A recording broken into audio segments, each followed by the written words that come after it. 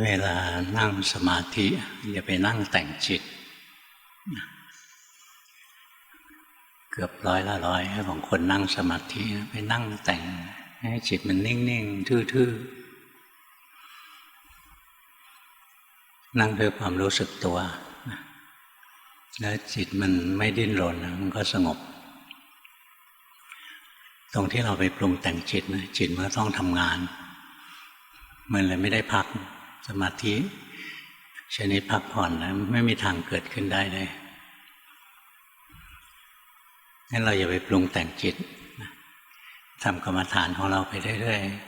ๆจิตจะสงบหรือจิตจะฟุ้งซ่านก็ช่างมันเรื่องของมันไม่ใช่เรื่องของเราอย่างเรานั่งหายใจนะหายใจไปหายใจออกรู้สึกหายใจเข้ารู้สึกไปถ้าใจฟุ้งซ่านรู้ว่าฟุ้งซ่านหายใจไปไม่ไปบังคับให้จิตนิ่งๆให้จิตสงบส่วนใหญ่คนทำสมาธินะมันไม่ได้หลักตัวเนี้ยก็ไปเพ่งเอาบังคับเอาจิตใจไม่สบายถ้าจิตใจไม่สบายจิตใจจะไม่สงบแล้วความสุขเป็นเหตุใกล้ให้เกิดสมาธิจิตของเราเนี่ยถ้าเราไม่ไปวุ่นวายกับมันนะมันก็สงบสบายนะมันผ่องใสโดยตัวของมันเองพระพุทธเจ้าถึงบอกว่าธรรมชาติของจิตมันประภัสสรมันผ่องใสแต่เศร้าหมองเพราะกิเลสที่จรมาหมายถึงกิเลสมันไม่ได้อยู่ประจำมันเนี่ยผ่านเข้ามาอย่างเราคิดถึงการนั่งสมาธิเรามีกิเลสเราอยากสงบตัวนี้ตัวโลภอยากสงบเนี่ยกิเลสจรมาแล้วจิตก็ไม่ผ่องใสไม่ประภัสสรเดิมนะจิตมันประภัสสรนะมันสว่างมันผ่องใสแต่มันไม่บริสุทธิ์งั้นจิตโดยตัวของมันเองมันผ่องใสอยู่แล้วเราเอากิเลสเข้าไปใส่มันนะจิตที่ผ่องใสก็ดับกลายเป็นจิตที่มีกิเลสขึ้นมาเมื่อเวลาจะทำสมาธิอย่าให้กิเลสมันครอบงำทำก็ทำไปเลยใช้ใจปกตินะใช้ใจที่ปกติอย่างนี้รู้ร่างกายหายใจออกรู้สึกร่างกายหายใจเข้ารู้สึกไปสงบก็ช่างไม่สงบก็ช่างหายใจไปสบายๆไม่ไปบีบไม่ไปเค้นจิตถ้าไปเค้นจิตให้สงบนะจิตจะเครียดจิตเครียดคือจิตมันทำงานแล้วมันไม่ได้สงบแล้วมีงานทำแล้วหรืออยากดีภาวนาแล้วอยากดีอยากสุขอะไรเงี้ยดังนั้นจิตมันต้องทำงานจิตไม่ได้พักผ่อนเราทำสมาธินะเราไม่เข้าไปแทรกแซงจิตนะจิตมันจะได้พักผ่อนบ้างมันถึงจะสงบมันไม่ยากหรอกอาศัยสติสังเกตไปว่าที่เราลงมือปฏิบัติเรานั่งสมาธินะอะไรอยู่เบื้องหลังอยากสงบหรือเปล่าอยากดีหรือเปล่าหรือบางคนยิ่งหนักกว่านั้นเองนะอยากรู้อยากเห็นผีเห็นเทวดาเห็นชาติหน้าเห็นชาติก่อนอะไรอย่างเงี้ยถ้าอย่างนั้นจิตมันทำงานจิตไม่ได้พักนะจิตก็เหมือนร่างกายนะก็ต้องการพักผ่อนร่างกายทำงานนะเราก็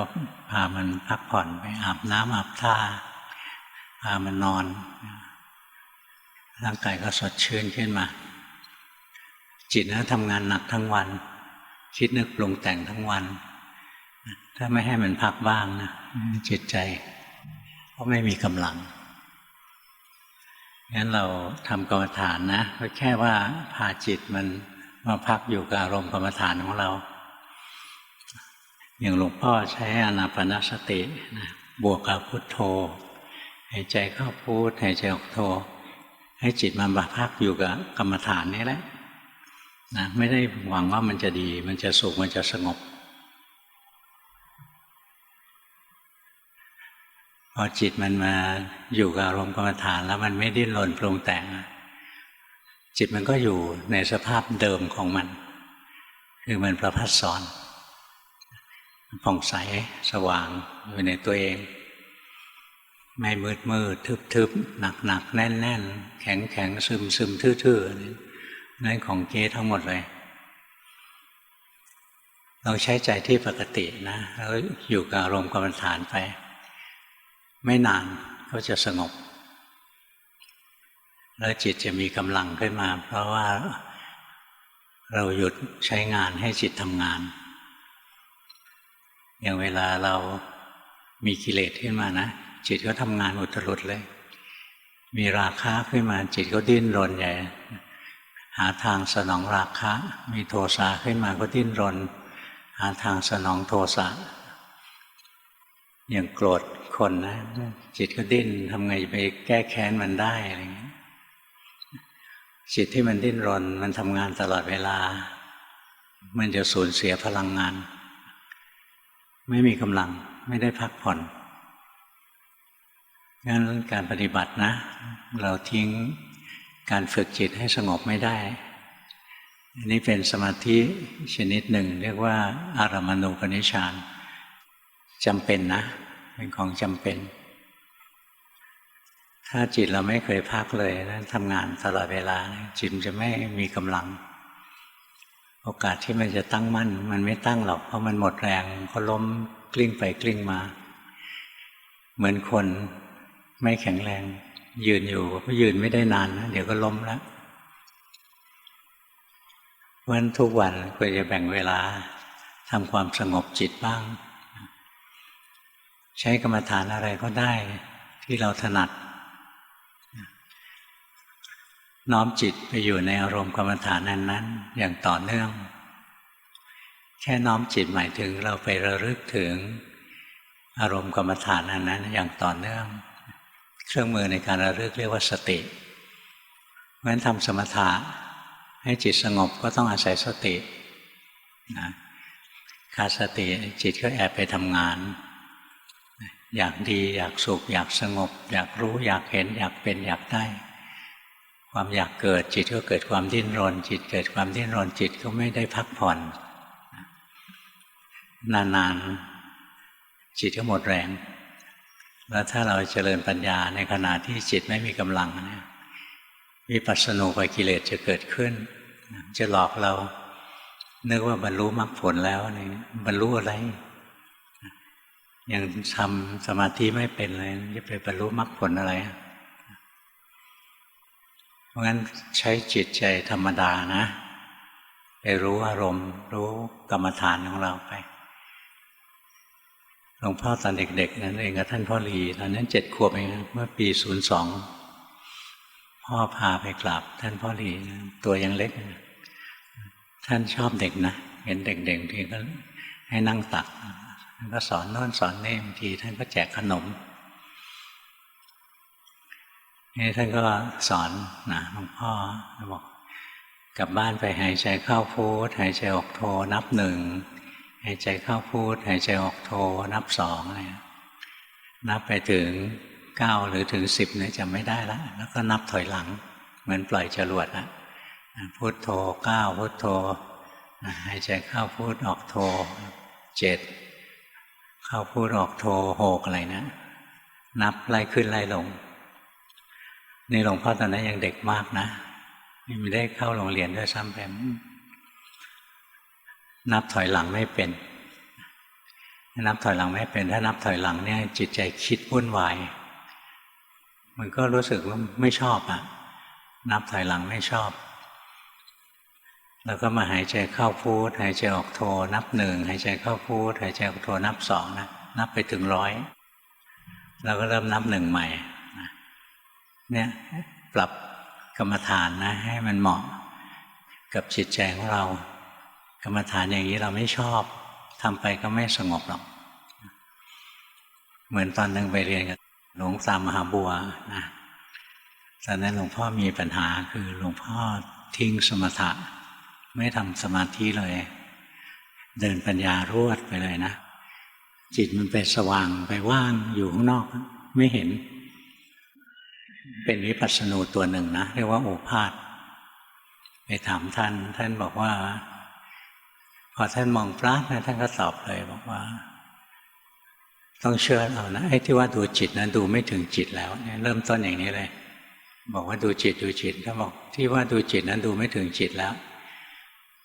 ต้องเชื่อเรานะตรงนี้สำคัญนะเราผ่านมาด้วยตัวเราเองอะไรๆก็สู้การบริกรรมไม่ได้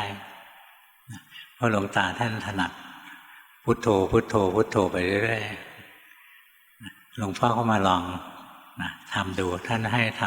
ำบริกรรมแล้วมาบริกรรมพุทโธพุทโธพุทโธนะใจมันอึดอัดพุทโธเฉยๆใจไม่ชอบเมื่อมาพิจารณาว่าทำไมท่านให้พุทโธแสดงว่าสมาธิเราไม่พอแล้วนะสมถะไม่พอจิตไม่มีกำลังพอจิตมันไหลออกไปอยู่ในความว่างแล้วก็กลับมาทำกรรมฐานที่ตัวเองถนัดหายใจเข้าพุทออกโธนับหนึ่งอะไรนะหายใจอยู่28 ครั้งนะจิตรวมไม่ได้เจตนาให้จิตรวมนะจิตรวมเข้าที่เลยเข้าฐานเลยพอจิตรวมนะถอยออกจากสมาธิมานะแทบเขียกหัวตัวเองเลยที่ผ่านมาเรานึกว่าเราดูจิตเปล่าจิตไหลไปสว่างอยู่ข้างนอกดูไม่ถึงจิตจริงๆเพราะฉะนั้นในตัวสมาธินะจำเป็นนะถ้าเราจิตใจเราไม่มีสมาธิอันแรกเลยไม่มีกำลังพอไม่มีกำลังเนี่ยแล้วเราไปอุตริเดินปัญญาเนี่ยมันจะเกิดวิปัสสนูปกิเลสอย่างที่หลวงพ่อเจอเนี่ยเรียกว่าโอภาสเป็นวิปัสสนูตัวที่หนึ่งเลยนะ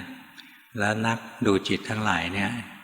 จะเจอตัวโอภาสส่วนใหญ่ที่เห็นนะมันสว่างว่างอะไรแบบนั้นนะเพราะฉะนั้นจิตต้องเข้าที่เข้าฐานการที่จิตเราตั้งมั่นเข้าฐานได้ถึงฐานนะอาศัยการทำสมาธินี่แหละช่วยนะเพราะฉะนั้นทุกคนต้องทำสมาธินะถ้าอยากได้มรรคผลในชีวิตนี้ทำกรรมฐานสักอย่างหนึ่งที่เราถนัดอะไรก็ได้นะเพราะการทำสมถะนะไม่เลือกอารมณ์กรรมฐานใช้อารมณ์บัญญัติก็ได้เช่นพิจารณาผมขนเล็บฟันหนังก็ได้พิจารณาความตายก็ได้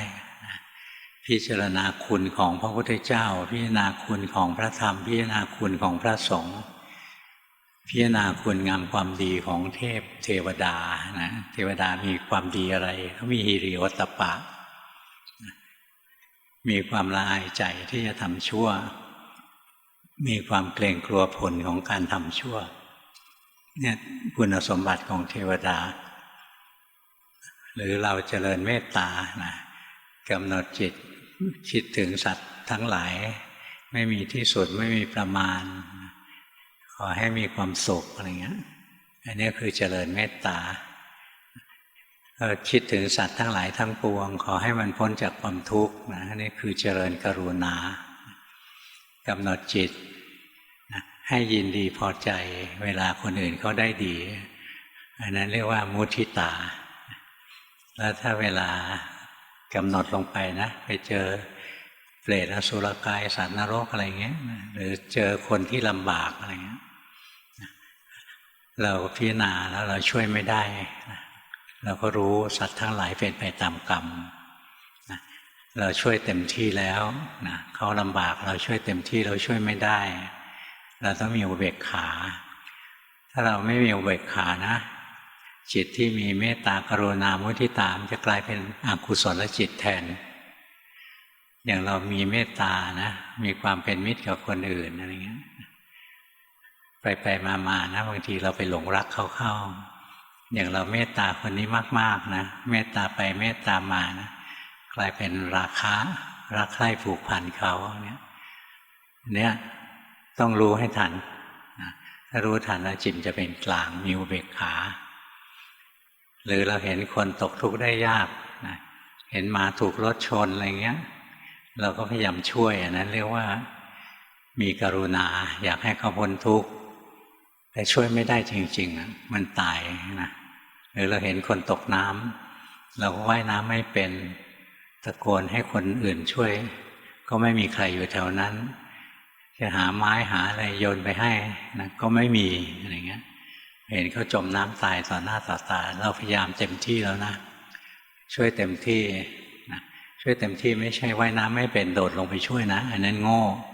นะเรียกว่าไม่ประมาณตัวเองถ้าเราช่วยเต็มที่แล้วก็ไม่สำเร็จนะเขาตายอะไรเนี่ยเราก็ต้องพิจารณานะสัตว์โลกมีกรรมเป็นของตัวเองเนี่ยเราคิดพิจารณาลงไปถ้าเรามีการคิดพิจารณาอยู่นะเรียกว่าเป็นอารมณ์บัญญัติใช้ทำสมถะได้พิจารณาความตายพิจารณาปฏิปูณาสุภาอะไรเงี้ยจิตก็จะสงบได้อันนี้เป็นอารมณ์บัญญัติใช้อารมณ์รูปธรรมก็ได้นะเช่นหายใจออกรู้สึกหายใจเข้ารู้สึกลมหายใจเป็นตัวรูปแล้วน้อมจิตมาอยู่กับลมนะจิตไม่หนีไปที่อื่นจิตรู้ลมอย่างสบายๆนะมีความสุขใช้จิตใจที่สบายๆเนี่ยเห็นร่างกายหายใจไปนะใจก็จะรวมสงบนะอย่างนี้เราใช้รูปธรรมลมหายใจเป็นตัวรูปธรรมหรือเราเดินจงกรมเราเห็นร่างกายมันเดินไปไม่คิดนึกปรุงแต่งอะไรเห็นร่างกายมันเดินไปเรื่อยๆอันนั้นเราได้สมถะได้ความสงบด้วยการดูรูปหรือเราใช้นามธรรมก็ได้นะเช่นอย่างที่หลวงพ่อทำนะครับเราดูจิตเราเห็นจิตมันปรุงแต่งนะเราพอรู้ทันนะจิตมันก็ว่างสว่างขึ้นมาเราน้อมจิตไปอยู่ในความว่างความสว่างนี่นะก็พักอยู่ตรงนั้นได้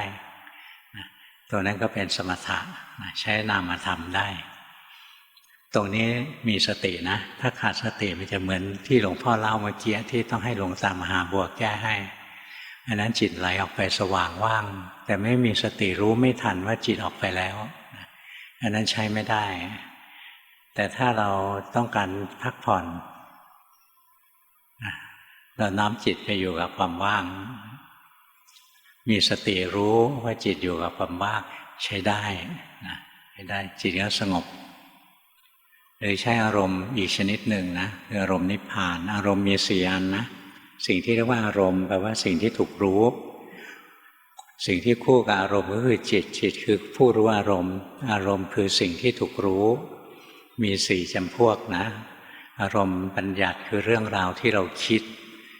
อารมณ์ที่เป็นรูปธรรมอย่างเรานั่งอยู่เห็นร่างกายมันนั่งอยู่เนี่ย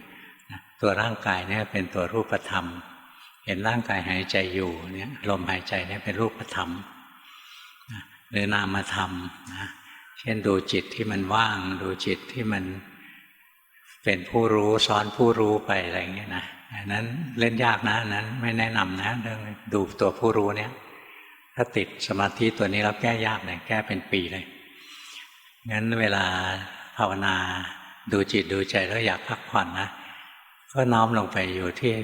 รู้สึกไหมเวลาใจเราสบายมันสว่างมันเหมือนมีความสว่างเวลาเรานั่งอยู่ท่ามกลางแสง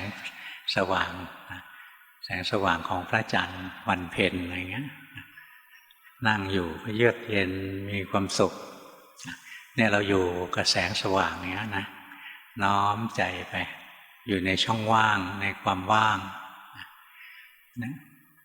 นี่เราใช้นามธรรมนะตัวแสงเป็นตัวรูปแต่ว่าช่องว่างที่แสงมันอยู่นะเป็นนามธรรมหรือน้อมจิตไปอยู่กับความไม่มีอะไรเลยเช่นจิตเราจะเคลื่อนเข้าไปหาอารมณ์เราก็ไม่วางอารมณ์ไม่เอาอารมณ์จิตทวนกระแสเข้าหาผู้รู้เราก็ไม่เอาผู้รู้เราก็วางผู้รู้นะจิตก็ปล่อยวางทั้งจิตปล่อยวางทั้งอารมณ์นะรวมลงไปพ้นจากรูปจากนามอะไรนะอันนั้นเป็นอีกอันหนึ่งนะจิตไปอยู่กับอารมณ์ที่ไม่ใช่รูปธรรมไม่ใช่นามธรรมไม่ใช่บัญญัติคืออารมณ์นิพพานเนี่ยอารมณ์ของสมถะนะมีให้เลือกเยอะแยะอารมณ์บัญญัติคือสิ่งที่เราคิดขึ้นเช่นคิดถึงความตายอารมณ์รูปธรรม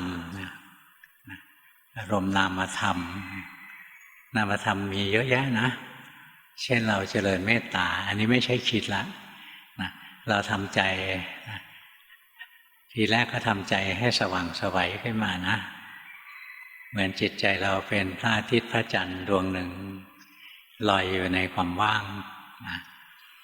เสร็จแล้วเราก็แผ่ความรู้สึกเมตตาออกไปไม่มีประมาณทุกทิศทุกทางไม่ได้เจาะจงตัวคนนะอันนี้เรียกว่าเมตตาปมัญญาเนี่ยเราใช้การเจริญเมตตาทำสมาธิทำสมถะนะแต่ถ้าเกิดเจาะจงตัวคนนะ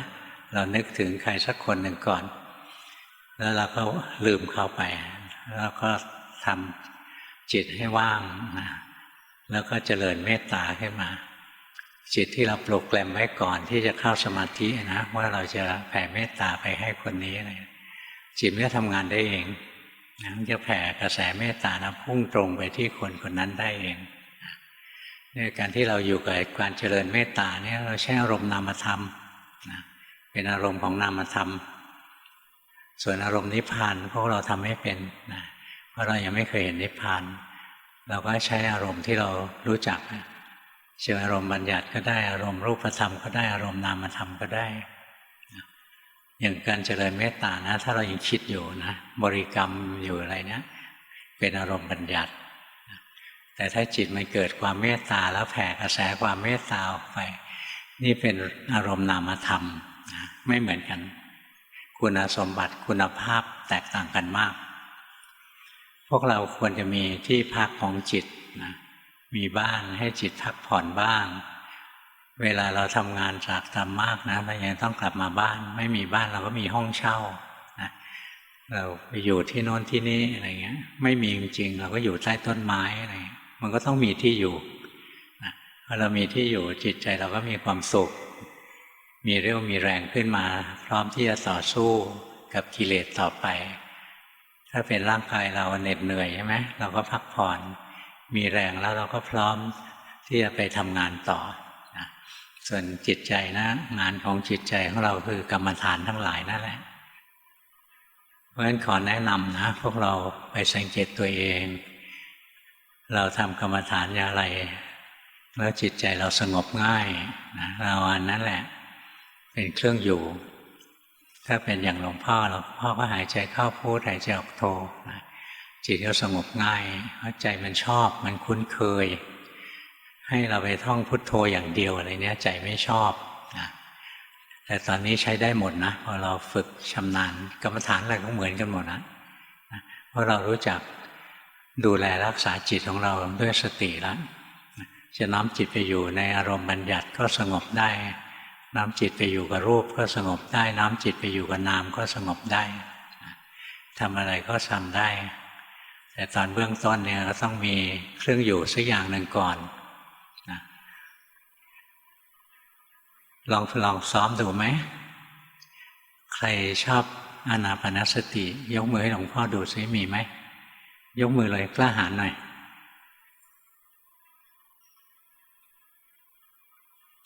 เอามือลงนะใช้ใจที่ปกติใจเหมือนตอนนี้แหละไม่ต้องดัดแปลงใจนะเห็นร่างกายหายใจออกเห็นร่างกายหายใจเข้าด้วยจิตใจปกติ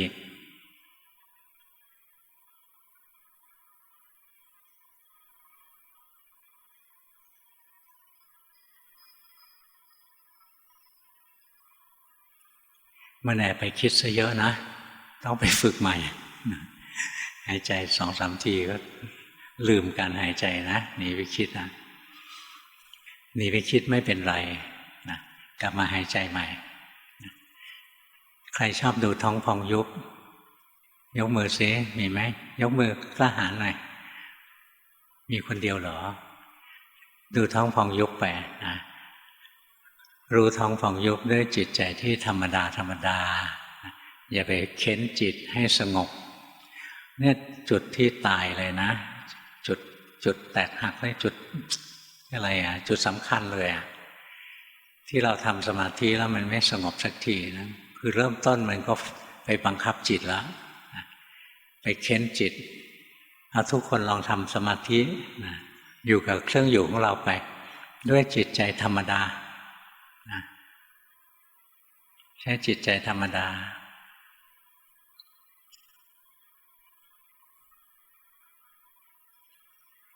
หนุ่มเสื้อเทาๆแมสขาวตรงนี้นะ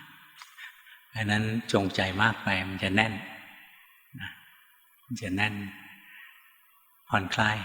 สบายๆแต่ไม่ใช่แกล้งผ่อนคลายจนนั่งหลับนะอันนั้นใช้ไม่ได้รู้ตัวไปเรื่อยๆไปทำเอานะไปลองทำเอาที่บ้านทำเอาให้จิตเราได้มีที่พักบ้างไม่งั้นเราโหดร้ายกับจิตตัวเองเชี่ยวเข็นมันมากไปจนมันไม่เคยมีความสงบเลยเหมือนเรามีทาสอยู่คนหนึ่งนะเราก็ใช้มันทำงานทั้งวันทั้งคืนไม่ให้มันพักเลยไม่นานมันก็ตายจิตเนี่ยเราใช้งานมันตลอดเวลาใช้คิดใช้นึกใช้ปรุงใช้แต่งแล้วมันก็ปนเปื้อนกระทบฝุ่นละอองคือกิเลสหม่อมแมมทั้งวันนะไม่มีความสุขไม่มีความสงบมันก็เสียธรรมชาติเดิมของมันที่มันประพัดสอนธรรมชาติเดิมของจิตประพัดสอนนะผ่องใสงั้นการที่เราทำสมาธิเนี่ยเพื่อให้จิตมันรวมเข้ามาสงบประพัดสอนแล้วถัดจากนั้นนะจิตเรามีกำลังมากพอแล้วก็จะก้าวไปสู่ขั้นการเจริญปัญญาการเจริญปัญญาเบื้องต้นคือการแยกรูปนามนะรูปธรรมอย่างร่างกายเรานั่งอยู่เนี่ยนะเรารู้ว่าร่างกายนั่งอยู่ร่างกายหายใจออกรู้ว่าร่างกายหายใจออกร่างกายหายใจเข้ารู้ว่าร่างกายหายใจเข้าแล้วเราเห็นว่าร่างกายกับจิตใจเนี่ยคนละอันร่างกายที่หายใจร่างกายที่เคลื่อนไหวเนี่ยเป็นสิ่งที่ถูกรู้ถูกดูนะพอเราเห็นว่ากายกับใจเป็นคนละอันกันเนี่ยเราเริ่มการเจริญปัญญาแล้วการเจริญปัญญาในจุดที่หนึ่งนะคือการแยกรูปแยกนามนามที่สำคัญที่จะต้องมีทุกครั้งก็คือจิตอยู่ในวิญญาณขันธ์นะเป็นนามธรรมอย่างหนึ่งจะเป็นพระเอกจิตเป็นใหญ่เป็นหัวหน้าเป็นประธานในธรรมะทั้งปวงงั้นการแยกรูปนามเนี่ยเราจะเห็นร่างกายมันนั่งอยู่จิตเป็นคนรู้เนี่ยค่อยดูสิร่างกายนั่งอยู่ตอนเนี้ยรู้สึกไหมร่างกายที่นั่งอยู่เนี่ยมันถูกรู้รู้สึกไหมร่างกายมันถูกรู้อยู่นะเนี่ยหลวงพ่อไล่แมงวีอย่างเงี้ยร่างกายเราเคลื่อนไหวร่างกายเนี่ยมันถูกรู้พัดนี้กับแขนเนี่ยเหมือนกันนะเสมอกันนะมันเป็นวัตถุเป็นของถูกรู้อย่างนี้เรียกว่าเราแยกรูปนามได้นะหรือเราเห็นความสุขความทุกข์เป็นของถูกรู้จิตเป็นคนรู้ไม่ต้องไปหาว่าจิตอยู่ที่ไหนนะเอาแค่ให้เห็นว่าร่างกายมันถูกรู้นะแล้วต่อไปมันจะเห็นได้ไงว่าจิตเป็นคนรู้นะลองยิ้มสินะลองยิ้มเห็นไหมร่างกายที่ยิ้มมันถูกรู้นะจิตนั้นมันเป็นคนรู้เนี่ยหัดอย่างนี้นะแยกรูปนะคือรูปธรรมคือร่างกายนะกับจิตใจเนี่ยเป็นโคละอันกันหรือแยกนามนะเช่นความสุขความทุกข์เวลาเรามีความสุขเกิดขึ้นในใจเราเห็นว่าความสุขในใจก็เป็นของถูกรู้จิตก็เป็นคนรู้นะเวลามีความทุกข์เกิดขึ้นก็เห็นว่าความทุกข์ถูกรู้จิตเป็นคนรู้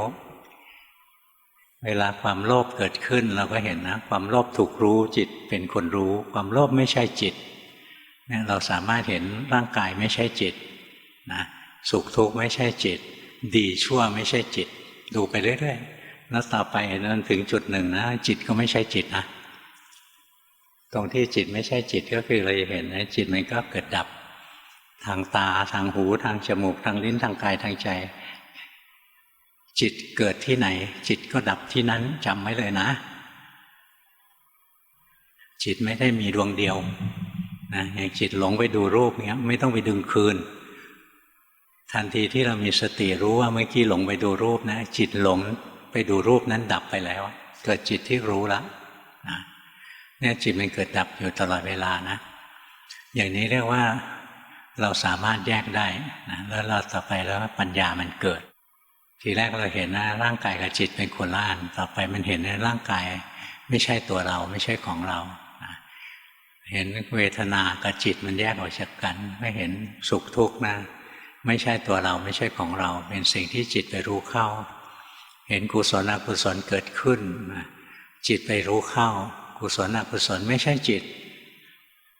จิตไม่เคยดีจิตไม่เคยชั่วนะ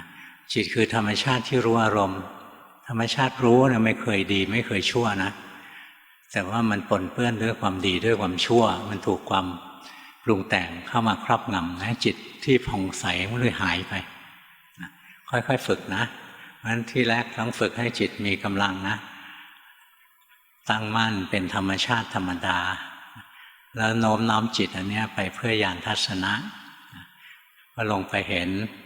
กายกับจิตเป็นคนละอันเวทนากับจิตเป็นคนละอันกุศลอกุศลกับจิตเป็นคนละอันกันหลวงตามหาบัวท่านเคยพูดประโยคหนึ่งนะดีมากๆเลยท่านบอกว่าถ้ายังแยกธาตุแยกขันธ์ไม่ได้อะอย่ามาคุยอวดเรานะว่าเจริญปัญญาการแยกธาตุแยกขันธ์เนี่ยร่างกายอันหนึ่งจิตอันหนึ่งขันธ์มี5ขันธ์นะรูปคือร่างกายเวทนาความสุขทุกข์สัญญาความจำได้หมายรู้สังขารความปรุงดีปรุงชั่ววิญญาณความรับรู้อารมณ์ทางตาหูจมูกลิ้นกายใจหรือจิตนั่นแหละจิตกับวิญญาณคือตัวเดียวกันนะคำว่าใจก็อันเดียวกันแต่ทำงานต่างที่ก็เรียกชื่อต่างกันเนี่ยค่อยๆดูเราจะเห็นมันแยกแต่การแยกเบื้องต้นไม่ต้องแยกทั้ง5ขันธ์ไม่ต้องตั้งอกตั้งใจแยกทั้ง5ขันธ์หรอกมันเรื่องมากเกินไปแยกคู่เดียวพอละแยกกายกับจิตออกจากกันได้แยกเวทนาคือสุขทุกข์กับจิตออกจากกันได้แยกสังขารคือความปรุงดีปรุงชั่วกับจิตออกจากกันได้แยกอย่างนี้เห็นไหมในการแยกทุกครั้งจะมีตัวสำคัญอยู่คือมีจิตนะไม่ใช่แยกกายกับเวทนานะไม่มีจิตอันนี้ทำไม่ได้จริงเพราะฉะนั้นจิตเป็นใหญ่เป็นหัวหน้าเป็นประธานในธรรมะทั้งปวงเมื่อเวลาเราจะแยกขันธ์นะจะแยกธาตุแยกขันธ์นะจิตเป็นคนรู้นะรูปถูกรู้เนี่ยแยกเรียกว่าแยกแล้วนะไม่ต้องแยก5หมดทั้ง5อันหรอกแยกคู่เดียวก็แยกแล้วพอแยกคู่เดียวได้ต่อไปมันก็แยกทั้งที่เหลือได้หมดไม่ยากแล้วมันรู้จักแยกแล้วอย่างพวกเราคนไหนขี้โมโหหลวงพ่อแนะนำนะคนไหนขี้โกรธโกรธตลอดเวลาหงุดหงิดตลอดเวลาให้หัดดูไปความโกรธเป็นของถูกรู้นะความหงุดหงิดเป็นของถูกรู้ทำใจไว้อย่างนี้เลยว่ามันเป็นของถูกรู้เดี๋ยวจิตมันก็จะเป็นคนรู้ขึ้นมาเองง่ายๆแค่นี้แหละถ้าคนไหนขี้โลภเดี๋ยวเจอโน่นก็อยากเจอนี่ก็อยากนะอยากได้อยากมีอยากเป็นอะไรอยู่ตลอดเวลาพอใจมันโลภขึ้นมาก็รู้นะใจที่โลภความโลภเนี่ยมันถูกรู้นะความโลภไม่ใช่จิตไม่ใช่ใจเป็นสิ่งที่แปลกปลอมเข้ามาแล้วมาครอบงำใจเราเนี่ยค่อยๆแยกค่อยดูไปนะเพราะฉะนั้นเบื้องต้นจะแยกกายกับจิตออกจากกันก็ได้อันนั้นเป็นการเจริญกายานุปัสสนาสติปัฏฐานหรือไม่ชอบไม่ถนัดจะแยกเวทนากับจิตออกจากกันก็ได้เรียกว่าเวทนานุปัสสนาสติปัฏฐานดูสุขทุกข์ถ้ายังไม่ชอบก็เจริญจิตตานุปัสสนาสติปัฏฐานก็เห็นดีกุศลอกุศลทั้งหลายนะเป็นของถูกรู้ถูกดูอย่างนี้เรียกว่าเราแยกได้แล้วพอขั้นละเอียดขึ้นไปเราแยกจิตได้อีกทีจิตเดี๋ยวก็เป็นผู้รู้เดี๋ยวก็เป็นผู้คิดจิตผู้เป็นผู้รู้กับจิตที่เป็นผู้คิดมันคนละดวงกันจิตที่ไปดูรูปก็เป็นอีกอย่างหนึ่งเป็นคนละดวงกันกับจิตที่รู้นะจิตที่ไปฟังเสียงก็เป็นคนละดวง กับจิตที่รู้เนี่ยเราต้องมีจิตรู้ก่อนนะเราถึงจะแยกได้ว่าจิตที่หลงไปคิดนะกับจิตที่รู้เนี่ยคนละดวงกันนะแต่ถ้าจิตหลงไปดูแล้วก็หลงไปฟังแล้วก็หลงไปคิดเงี้ยไม่มีรู้เรื่องเลยนะจิตจมอยู่ในอารมณ์บัญญัติคือเรื่องราวที่คิดตลอดเลยนะใช้ไม่ได้เพราะมันต้องมีจิตที่เป็นคนรู้ขึ้นมาให้ได้ก่อนนะแล้วมันจะเห็นนะจิตมันก็เกิดดับนะตรงนั้นแหละที่เรียกว่าเราเจริญปัญญาได้เราเห็นจิตแต่ละดวงนะ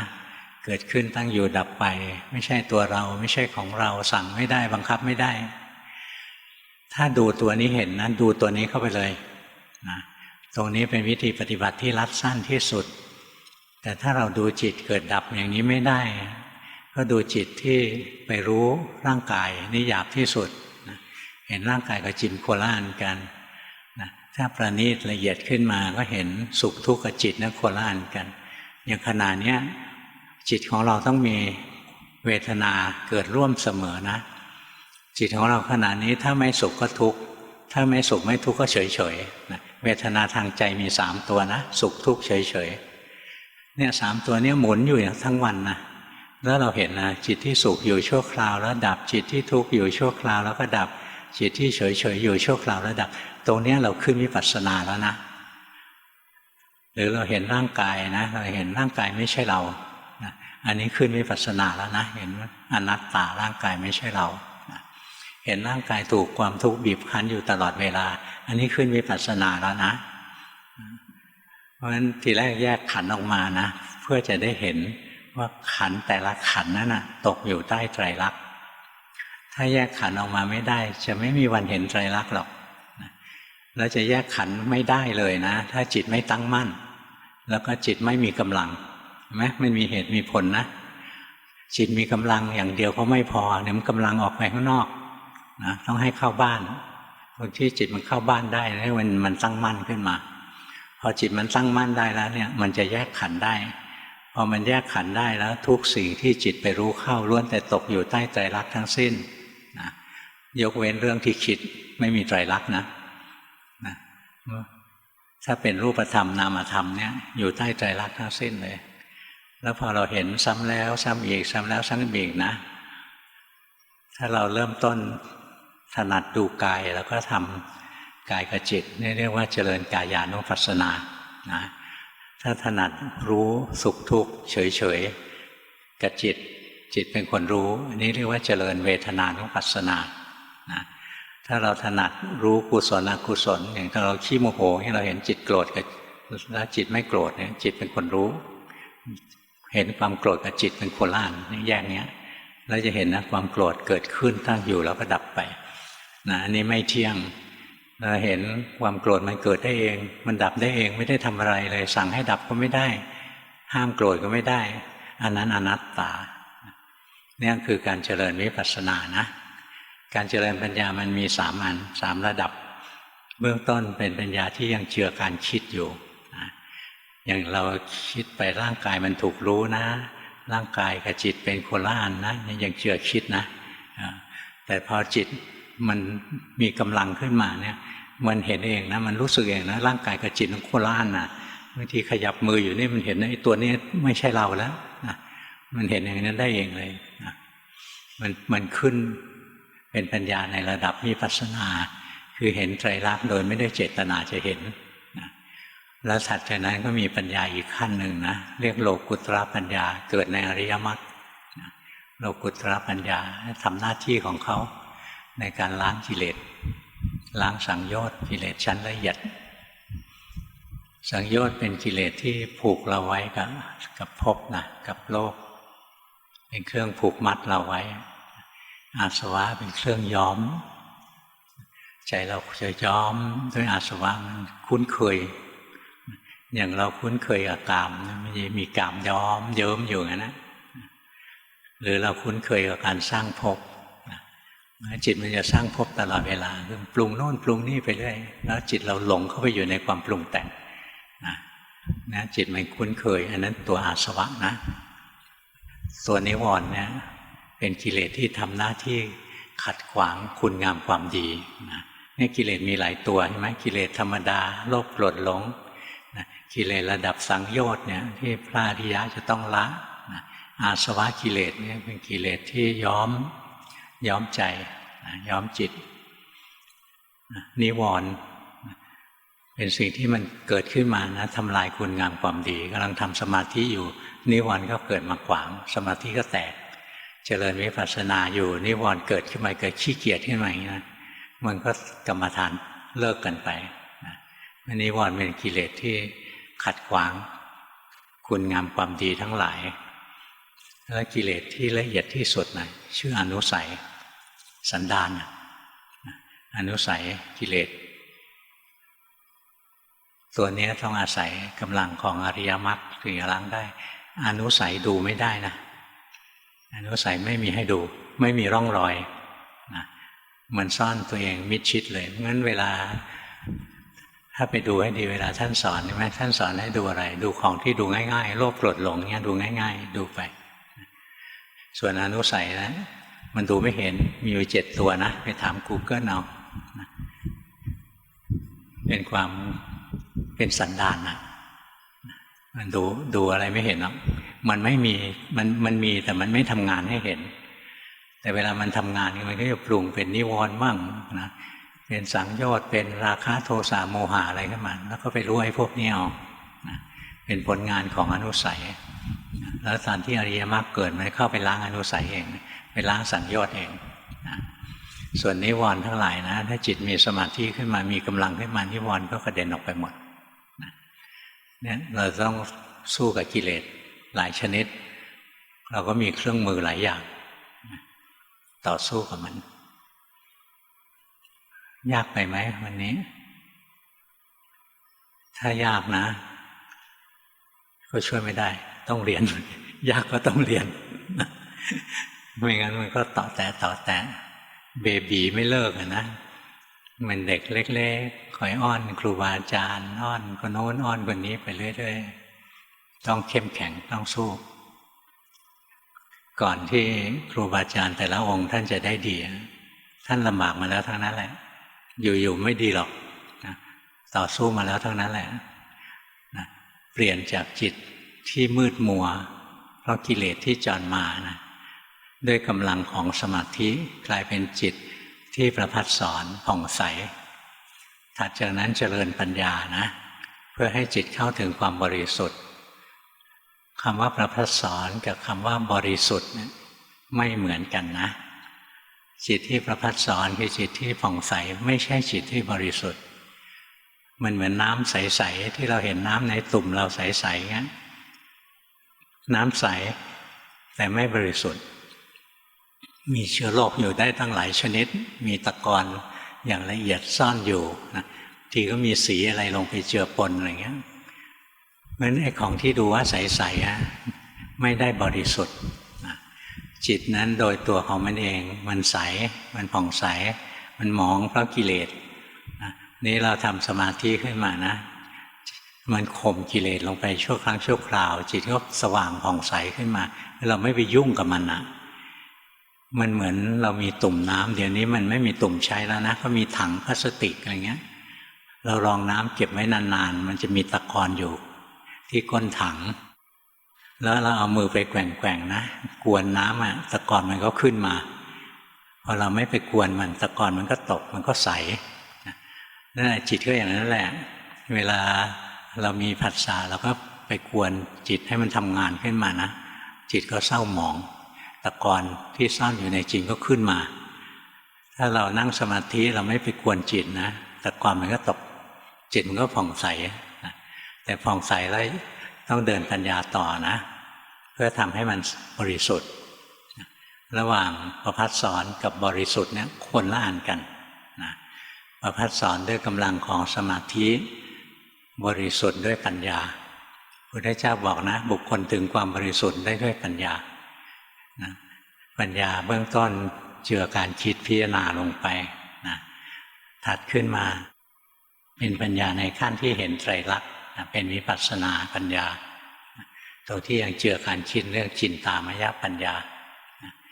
แล้วถัดขึ้นมานะมันเป็นโลกุตระปัญญาเป็นความรู้ถูกความเข้าใจถูกที่ไม่ได้เจตนาให้เกิดเลยมันรู้เองเนี่ยเส้นทางของเรานะวันหนึ่งเราจะเข้าถึงความบริสุทธิ์นี่ก่อนจะถึงจุดนั้นเนี่ยให้มันประภัสสอนซะบ้างถ้าจิตมอมแมมอยู่ทั้งวันเลยโอ้ยมันแยกธาตุแยกขันธ์ไม่ออกนะถ้าจิตมันประภัสสอนมันไม่วุ่นวายมันสงบอยู่นะแล้วสังเกตนิดเดียวร่างกายกับจิตมันโคล่านอะไรอย่างเงี้ยนะนั่นมันแยกขันธ์ได้เลยนะแล้วจิตจะตั้งมั่นได้เลยนะหรือเราทำกรรมฐานของเราไปสบายๆจิตเราเคลื่อนไปเนี่ยเราเห็นว่าจิตเคลื่อนไปนะจิตที่เคลื่อนจะดับนะจิตที่ตั้งมั่นจะเกิดนะจิตที่ตั้งมั่นเนี่ยเกิดจากการที่เรามีสติเห็นสภาวะที่กำลังมีกำลังเป็นนะอย่างเราโกรธขึ้นมาแล้วสติระลึกได้ว่าโกรธเนี่ยความโกรธดับนะจิตตั้งมั่นอัตโนมัติรู้ว่ากำลังหลงไปคิดสติระลึกได้ว่าเฮ้ยนี่หลงแล้วเนี่ยความหลงก็ดับจิตก็ตั้งมั่นอัตโนมัติเนี่ยค่อยๆฝึกนะแล้วจิตมันตั้งมั่นด้วยประภัสสอนด้วยประภัสสอนเนี่ยด้วยการทำสมถะนะตั้งมั่นเนี่ยใช้สติไปสังเกตจิตที่ไม่ตั้งมั่นเคล็ดลับมีนิดเดียวเองยกเป็นคนที่เล่นฌานถ้าจิตเข้าถึงฌานที่2ไปเป็นต้นไปนะถึงฌานที่8นะโดยมีสติกำกับนะเราจะได้จิตผู้รู้ที่แข็งแรงนะอยู่ได้ไม่เกิน7 วันนะแต่จิตที่จิตหลงแล้วรู้หลงแล้วรู้ดูได้ชั่วขณะเลยเรียกคณิกะสมาธิค่อยๆฝึกนะค่อยๆฝึกไปเรียนกรรมฐานเจอครูบาอาจารย์นะเก็บเขี้ยวเก็บเล็บไว้นะพวกเราส่วนใหญ่ไม่เป็นนะบางคนเป็นอย่าว่าแต่โยมเลยพระยังเป็นเลยนะมาบวชแล้วซ่อนเขี้ยวซ่อนเล็บไว้หลวงปู่มั่นท่านเคยเตือนนะพวกพระที่เขี้ยวเล็บเยอะท่านบอกอวดเขี้ยวเหมือนหมาอวดงาเหมือนช้างยังมาอวดโยมก็เดรัจฉานทั้งคู่แหละนะงั้นเรียนธรรมะนะเปิดใจตัวเองเปิดใจรับสิ่งใหม่ๆคือถ้าจิตเราดีแล้วก็ไม่ต้องมาเรียนที่เรามาเรียนเพราะจิตเราไม่ดีนะเราก็อย่าไปปกป้องกิเลสเอาไว้นะเปิดใจให้มันรับธรรมะให้ได้นะใจที่เปิดนะมันจะอ่อนน้อมนะอันแรกเลยมันมีศรัทธาในครูบาอาจารย์มันอ่อนน้อมต่อคำสั่งสอนพอเรามีศรัทธานะเราก็อยากเข้าใกล้พออยากเข้าใกล้ก็ตั้งใจฟังบาลีในพระไตรปิฎกครับพอมีศรัทธานะก็เข้าไปใกล้เข้าใกล้แล้วก็เงี่ยโสดเพื่อสดับธรรมภาษาโบราณที่จริงก็คือพอเรามีศรัทธาเราก็เข้าไปหาครูบาอาจารย์เราตั้งใจฟังตั้งใจฟังแล้วก็น้อมนำกลับเข้ามาซักฟอกใจของเราบางคนเก่งนะในขณะที่ฟังธรรมเนี่ยฟอกใจตัวเองบรรลุมรรคผลในขณะฟังธรรมก็มีนะครูบาอาจารย์บางองค์ท่านเทศอยู่นะธรรมะถ่ายทอดจากจิตของท่านอยู่เนี่ยแล้วจิตท่านมันเจริญปัญญาในแวบเดียวเองนะท่านก็บรรลุมรรคผลที่สูงขึ้นไปสูงขึ้นไปอย่างนี้ก็มีนะเพราะงั้นเวลาบรรลุมรรคผลนะบางคนบรรลุมรรคผลในขณะที่ฟังธรรมบางคนบรรลุมรรคผลในขณะที่แสดงธรรมบางคนบรรลุมรรคผลนะในระหว่างปฏิบัติธรรมเนี่ยมันเกิดตอนไหนก็ได้นะถ้ามันพร้อมงั้นใจของเรารู้จักคำว่าอ่อนน้อมอ่อนโยนซะบ้างกูเก่งกูเก่งกูเก่งมึงไม่เก่งจริงหรอกถ้ามึงเก่งจริงมึงไม่ทุกข์หรอกนะถ้ายังมีความทุกข์ได้จิตใจยังเล่าร้อนได้ไม่เก่งหรอกไอ้ตรงที่มาอวดขาเข้ามานะเหมือนที่หลวงปู่มั่นว่านะอวดเขี้ยวเหมือนหมาอวดงาเหมือนช้างท่านไม่ได้ใช้คำนี้นะท่านภาษาอีสานบอกอวดเขี้ยวคือหมาคือแปลว่าเหมือนนะคือแปลว่าเหมือนอวดเขี้ยวเหมือนหมาอวดเขี้ยวคือหมาอวดงาคือช้างเหมือนมีคนมาแต่งเพลงไหมจำได้ไหมเพลงนกแลนกแลก็คือนกแก้วหม่อมคึกฤทธิ์บอกว่าเนี่ยเขียนผิดเพลงเนี้ย นกแลก็คือนกแก้วก็แปลว่านกแลเนี่ยมันเหมือนกับนกแก้วไม่ใช่นกแลมันต้องเหมือนนกมันคือนกแก้วเลยตัวมันนะไม่ใช่ นกแลก็คือตัวเดียวกับนกแก้วแต่ถ้าเป็นภาษาอีสานนกแลก็คือนกแก้วนกแลก็เหมือนนกแก้วไม่เหมือนกันนะงั้นอย่ามาเรียนธรรมะอย่ามาอวดเขี้ยวอวดงานั่นเป็นเรื่องของเดรัจฉานใจมันปิดมืดบอดไม่มีทางรับธรรมะได้หรอกวันนี้ทำไมเทศยาวสงสัยเทศฉลองสงกรานต์ต่อไปส่งกันบ้านเบอร์ 1หลวงพ่อบอกปฏิบัติถูกแล้วให้ทำต่อจิตพัฒนาเองแต่พอเริ่มกลับมาทำงานเจอคนเยอะมีปัญหาของพ่อแม่ทำให้รู้สึกว่าอกตัญญูจิตไม่เบิกบานลองฟังเพลงจิตตื่นขึ้นแต่ไม่ตั้งมั่นลบแอปโซเชียลออกปฏิบัตินับหนึ่งใหม่นั่งสมาธิเห็นความคิดไปเรื่อยจิตก็อยู่อีกส่วนหนึ่งเข้าใจว่าความคิดกับจิตคนละตัวเข้าใจถูกไหมคะเข้าใจถูกนะแต่เวลาจำนวนมากนะเวลาของเรามันหลงอยู่ในความคิดนะเพราะฉะนั้นจิตหลงไปคิดแล้วรู้จิตหลงไปคิดแล้วรู้บ่อยๆนะดีขึ้นนะใจสว่างผ่องใสขึ้นจิตใจให้มันสว่างสวัยให้ผ่องใสไม่ยากหรอกอย่าไปยุ่งกับมันอย่าไปกวนน้ำให้ขุ่นเท่านั้นแหละตรงนี้กวนน้ำให้ขุ่นเรารู้ไหมหลงไปในโลกของความคิดแล้วตรงนี้มันเบิกบานขึ้นได้เองเห็นไหมมันมีปีติขึ้นได้เองเห็นไหมรู้ไปเรื่อยๆนะอะไรเกิดแล้วรู้อะไรเกิดแล้วรู้ไปดีที่ทำอยู่ทำอีกเบอร์ 2เบอร์ 2ใช้ร่างกายเป็นวิหารธรรมจิตหลงพยายามตามรู้ในหัวหนักทึบถึงตึงเครียดบ่อยไม่รู้ว่าเพราะอะไรจิตตกไปทางฟุ้งซ่านแล้วหดหู่เห็นสภาวะไม่แน่นอนเจริญแล้วเสื่อมรายวันกราบขอกันบ้านเจ้าค่ะต้องทำสมถะบ้างนะเดินปัญญารวดไปแล้วมันจะเหนื่อยอย่างเนี้ยใจมันจะล้าลงไปถึงเวลาเราก็ทำความสงบบ้างนะอยู่กับอารมณ์มันเดียวไม่ต้องห่วงเรื่องปัญญาเวลาจะทำความสงบนะไม่ต้องห่วงเรื่องปัญญานะไม่ต้องดูใจรักอะไรหรอกน้อมจิตไปอยู่ในอารมณ์มันเดียวอย่างต่อเนื่อง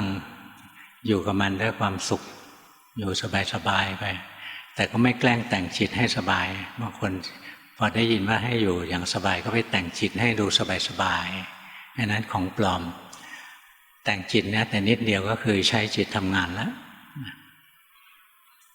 นะทำความสงบอย่างนี้แหละทำเข้ามาพอจิตมันมีกำลังแล้วมันก็เดินปัญญาต่อได้กระฉับกระเฉงถ้าเดินปัญญารวดไปแล้วมันไม่มีแรงพอมาฟุ้งเบอร์ 3เบอร์ 3ชีวิตประจำวันเวลาทำงานอะไรคอยดูความเปลี่ยนแปลงในจิตใจรู้ทันบ้างไม่ทันบ้างก็จะกลับมาที่ลมหายใจเวลาทำในรูปแบบบางทีตั้งใจเกินไปก็จะแข็งหน่อยคอยรู้ทันพอทำไปสักพักก็จะเบาสบายขึ้นแต่ไม่ลืมบริกรรมคือกลับมาที่ลมหายใจชีวิตมีความสุขมากขึ้นเข้าใจโลกมากขึ้นขอหลวงพ่อแนะนำค่ะก็ไปทำต่อสินะทำถูกแล้วก็ทำไปสังเกตไหมว่าขันธ์มันแยกได้ร่างกายกับจิตมันคนละอันกันตัวนี้ดูออกไหมร่างกายมันถูกรู้เนี่ยแยกแค่นี้เห็นกายกับจิตคนละอันแค่นี้ก็พอแล้วไม่ต้องแยก5ขันธ์หรอกอย่างขนาดนี้ความรู้สึกมันแทรกเข้ามาในจิตรู้ไหมเนี่ยให้รู้ทันเข้าไปเลยนะอย่าให้ความรู้สึกมันมาครอบงำจิตได้อย่ายอมแพ้มันตรงนี้หลงนะส่งจิตไปเที่ยวดูแล้วว่ามันเป็นยังไงอะไรเงี้ยเนี่ยหลงไปอีกแล้วนะ ทำความสงบไว้บ้างแล้วอยู่กับอารมณ์กรรมฐานจิตไหลไปแล้วรู้ไหลแล้วรู้นะส่วนใหญ่นะปัญหาของฆราวาสนะคือสมาธิมันไม่พองั้นอย่าทิ้งสมาธินะทำทุกวันนะจิตจะได้มีกำลังนะเดินปัญญาได้ตรงนี้หลงอีกแล้วเบอร์ 3ทราบไหมมันหลงไปอยู่ในโลกของความคิดอีกแล้วทำกรรมฐานให้หลวงพ่อดูซิเบอร์ 3ห้ามขี้แยนะทำกรรมฐานไปตรงนี้เพ่งแรงไปรู้สึกไหมเราไปบังคับจิตอย่าบังคับทำอีกทำกรรมฐานไปไม่ต้องสงสัยมากว่าจะทำยังไงนะอยู่กับอารมณ์กรรมฐานของเราไป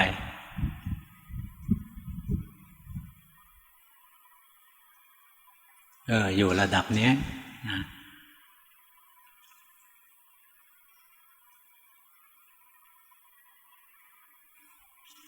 ไปทำกรรมฐานนะเบอร์ 3นะแล้วจิตเคลื่อนเรารู้นะเราจะได้พัฒนามากกว่านี้เบอร์ 3นะทำมาได้เยอะแล้วนะทำมาได้ดีแล้ว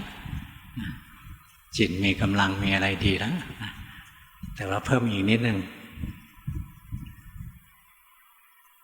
ไปทำกรรมฐานอย่าเที่ยวค้นคว้าอยู่กับอารมณ์กรรมฐานไม่ต้องค้นคว้านะไม่ต้องห่วงเรื่องปัญญาหัดอยู่อย่างนี้บ้างให้มันได้พักบ้างเบอร์ 4ทำในรูปแบบนั่งดูกายหายใจหรือดูกายทีละส่วนบางครั้งรู้สึกกายปวดเมื่อยแน่นตึงบางทีรู้สึกกายสั่นสะเทือนเบาบ้างแรงบ้างบางครั้งใจก็เบื่อบ้างฟุ้งซ่านบ้างพอใจไม่พอใจบ้างส่วนในระหว่างวันจะเผลอนานไม่ค่อยรู้สึกได้บ่อยมีสติเข้มไปหรือติดเพ่งไหมครับมีอะไรนะมีสติเข้มไปหรือติดเพ่งไหมครับติดตรงนี้ไม่ดีนะจิตมันซึมรู้สึกไหมเราไปแต่งจิตให้มันซึมอยู่งั้นไม่ดีนะมันเป็นการกวนจิตอีกแบบหนึ่งนะหางานให้จิตทำจิตมันซึมขึ้นมาแทนที่มันประพัดสอนรู้สึกไหมมันจะมืดนะมันจะซึมไปไม่ดีหรอกโมหะแทรกนะเพิ่มสติลงไปทำกรรมฐานแล้วก็มีสติรู้ทันเวลาจิตมันหนีไปคอยรู้บ่อยๆนะไม่ทำไม่หวังความสงบอะไรทั้งสิ้นนะทำบ่อยๆเดี๋ยวจิตจะรวมเข้ามามีกำลังนะเบอร์ 4นะจิตมันแยกขันธ์ได้บ้างแล้วนะดีแต่ว่าตอนที่นั่งสมาธิมันยังไม่ค่อยถูกมันยังไปแต่งให้จิตซึมแล้วมันจะติดซึมอย่างนั้นติดสมถะติดเพ่งเบอร์ 5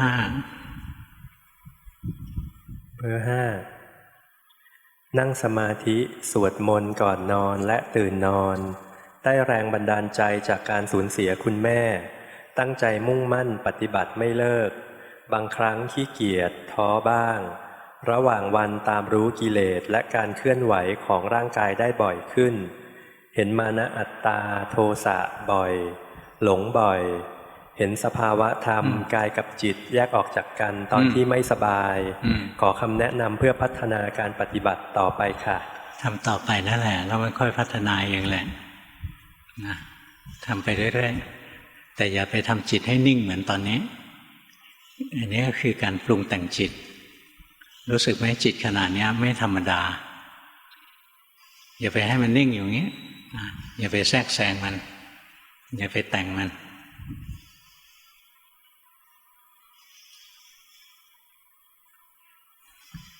ยิ้มหวานๆสิตรงนี้ดีกว่าเมื่อกี้รู้สึกไหมนะอย่างตะกี้ไม่ดีนะเราไปแต่งให้จิตซึมๆนิ่งๆอยู่ไม่ดีหรอกเคยตัวเราอย่าเข้าไปแต่งจิตการที่เราเข้าไปแต่งจิตเหมือนเอามือไปกวนน้ำในถังแหละเบอร์ 6 เบอร์ 6เป็นโทสะจริตใช้อานาปานสติในชีวิตประจำวันรู้ทันจิตหลงคิด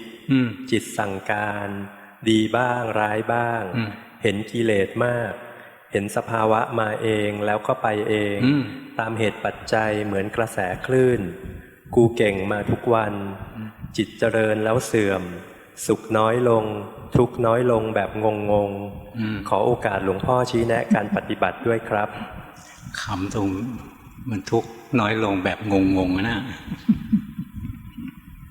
ไปทำอีกทำถูกแล้วทำได้ดีมากๆเลยนะรู้ทันกิเลสตัวเองไปกิเลสก็คือความปรุงแต่งอย่างหนึ่งนะเมื่อทำให้จิตเราก็ไม่ประพัดสอนไป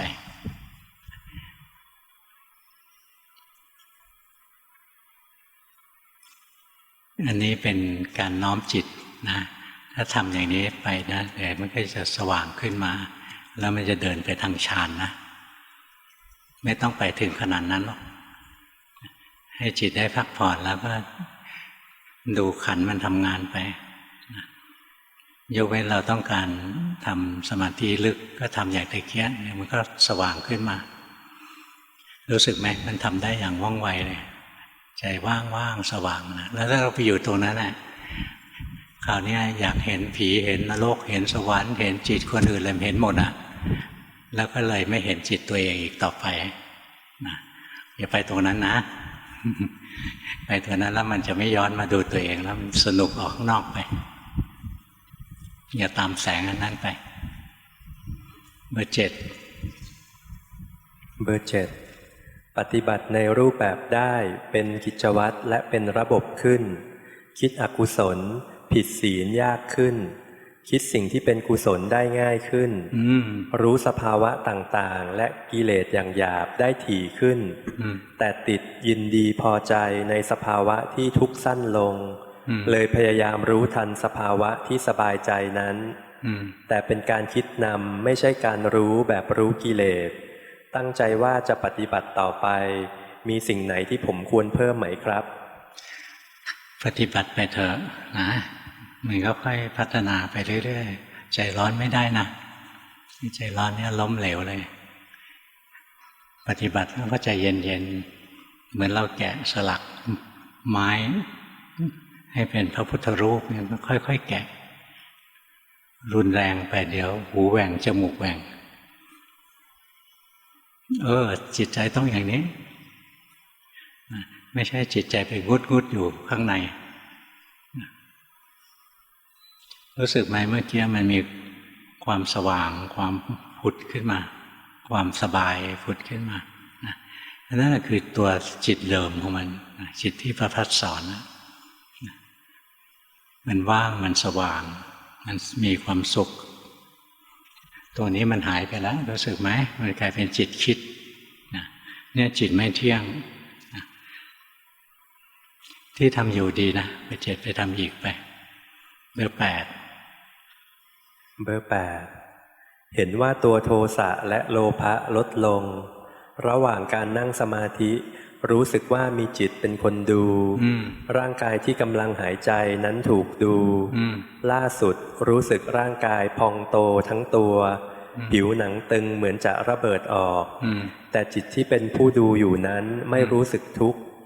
ขอหลวงพ่อชี้แนะว่าจริตอย่างผมควรใช้วิธีพิจารณากายหรือจิตจึงจะเหมาะสมในการเจริญปัญญาครับดูกายไปเลยนะดูกายไปได้เลยให้มันระเบิดไปเลยมันพองแล้ว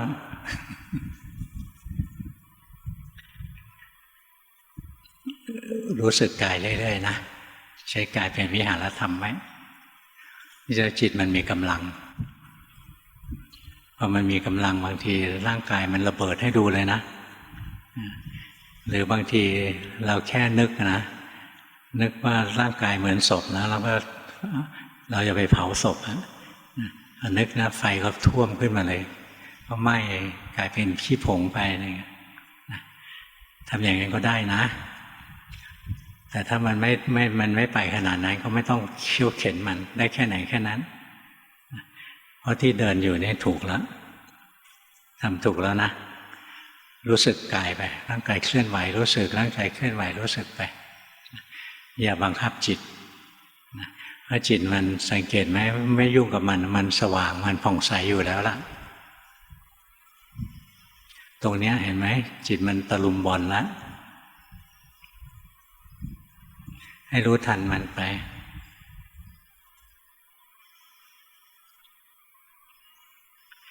เวลารู้กายอย่าให้จิตถลำลงไปในกายนะเบอร์ 8เวลารู้กายจิตมันยังถลำลงไปที่กายอย่าจมลงไปรู้เฉยๆแค่รู้สึกว่าร่างกายมีอยู่นะแค่รู้สึกว่าร่างกายมีอยู่จำประโยคนี้ให้ดีนะไม่ต้องถลำลงไปจ้องเอาเป็นเอาตายนะเดี๋ยวจิตมันหล่นลงไปนั่นแหละหัดรู้สึกอย่างนั้นแหละนะแล้วสมาธิมันก็จะเกิดแล้วก็ค่อยเดินปัญญานะถ้าจิตมีกำลังบางทีมันเห็นนะร่างกายเนี้ยแตกสลายไปให้ดูเลยตรงนี้ถลำลงไปละอย่าถลำลงไปในกายรู้สึกว่าร่างกายมันมีอยู่พอแล้วอยู่ระดับเนี้ยอย่าลึกเข้าไปข้างใน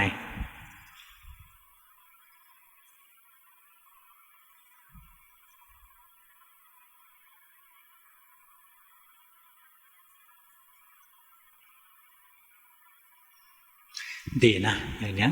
ไปอยู่ตรงนี้ได้พักผ่อนพอถอยออกมานะดูกายเลยร่างกายนี้ไม่ใช่ตัวเราไม่ใช่ของเรานะจิตน้อมเข้าไปสงบสบายมีกำลังนะถ้าจิตถอนออกมาเนี่ยพิจารณาร่างกายลงไปเลยวันนี้เทศน์ให้ฟังเท่านี้นะเชิญกลับบ้าน